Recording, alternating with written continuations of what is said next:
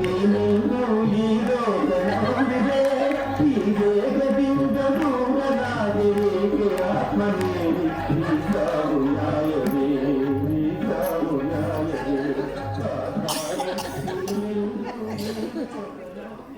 Sir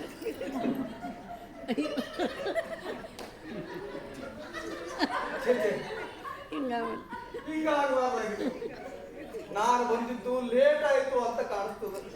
ನಾ ಬರೋ ಹೊತ್ತಿಗೆ ಈ ಪರಿಸ್ಥಿತಿ ಇತ್ತು ಸರ್.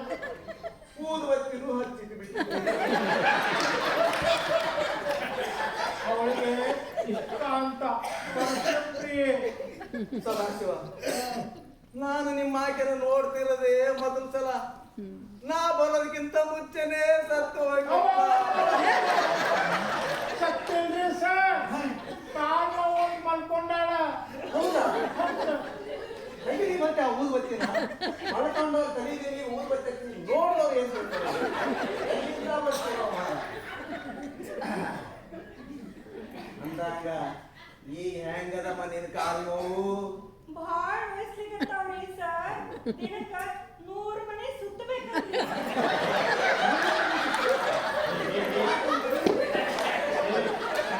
ಮಲ್ಕೊಳ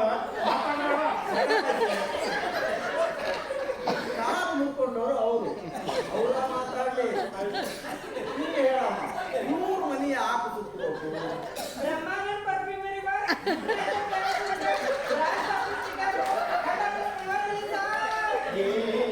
ಸಾಕು ಸುಮ್ಮನಿರು.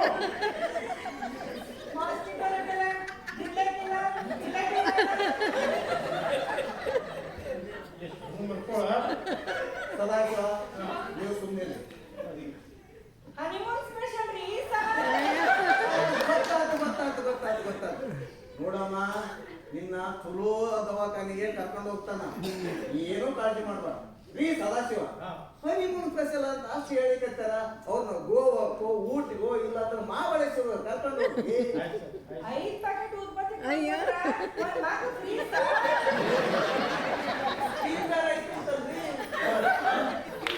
ಸರಿ ಬರೀ ಸರ್, ನಾ ಹೇಳ್ತೀನಿ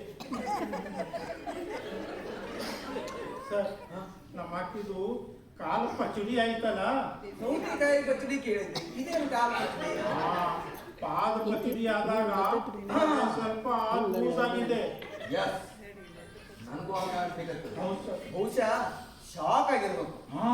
ಏನು ವರಿ ಮಾಡ್ಬೇಡ್ರಿ, ನೀವೇನು ಕಾಳಜಿ ಮಾಡ್ಬೇಡ್ರಿ, ಎಲ್ಲ ಸರಿ ಹೋಗ್ತದೆ ಆಯ್ತಾ? ಹೇಳ್ಬೋದಾ ಸರ್? ಅಯ್ಯೋ ಸಾಕು ಸುಮ್ಮನೆ ಮಲ್ಕೋ. ಕಾಲಿಂದ ಭಾರ ಹಾಕಬಾರ್ದು. ಅಲ್ಲೇ ಸೋಫಾ ಮೇಲೆ ಭಾರ ಬಿಡಮ್ಮ. 21 ದಿನ ಹೇಳ್ಬಾರ್ದು. 21 ದಿನ ಒಂದೇ ಕಡೆ ಮಲ್ಕೊಳ್ಳೋದ? ಬೇಡ ಸರ್, ನನಗೆ ಲೇಟ್ ಆಗ್ತದೆ ಸರ್. ಯಾಕಂದ್ರೆ ಲೇಟು? ಸಾಯಾಕ್ರಿ ಸರ್.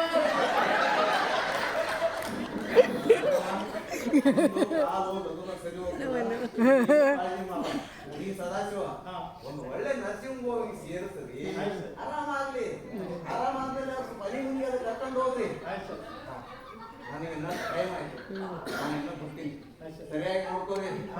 ಒಳ್ಳೆಯದಾರ ದಾಟಿದ್ರೆ ಅಯ್ಯೋ.